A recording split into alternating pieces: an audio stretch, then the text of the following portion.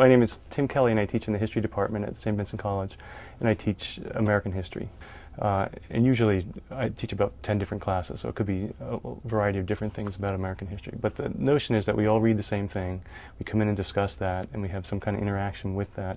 And hopefully out of that conversation, people gain new insights, a better understanding and appreciation of other people's perspectives, and then they can build not only on what was in the reading, which is important, and I sort of hold people to know what was in the reading, but then beyond that, what they make of that reading and how that differs from what their fellow students make of that reading, and how that differs perhaps even from what I make out of the reading.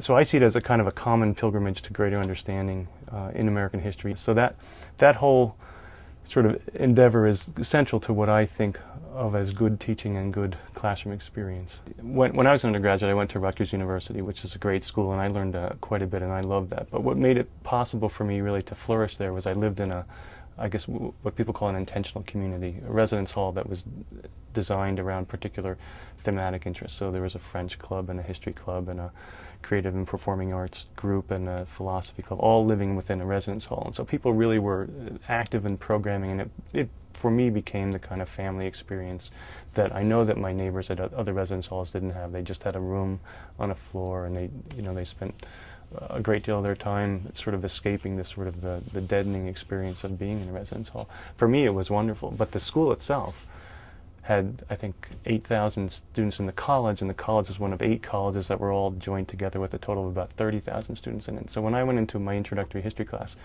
there were 500 students in the class, and we sat in the lecture hall, and this professor stood up at the podium, and he had it was always a he, had a microphone at the podium, and he would lecture to us, and we would take notes. And if you didn't come, they didn't care. Nobody knew who you were. Everybody was sort of gone, and we took Scantron tests. In psychology, I would take a Scantron test, and computer would grade it. And if I failed, I failed. They didn't care. If I did well, they didn't care either. And there was no sense of this was a common learning experience, and that people really cared to help develop a full person.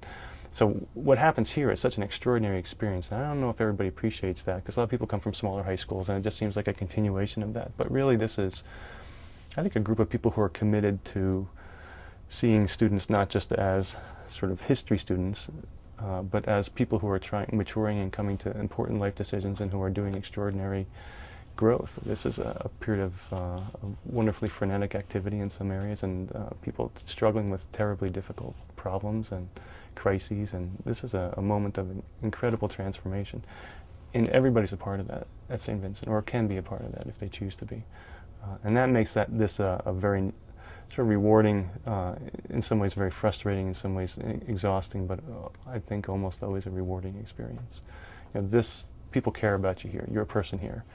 And you're not just a student here, you're a person who's growing in a lot of different areas.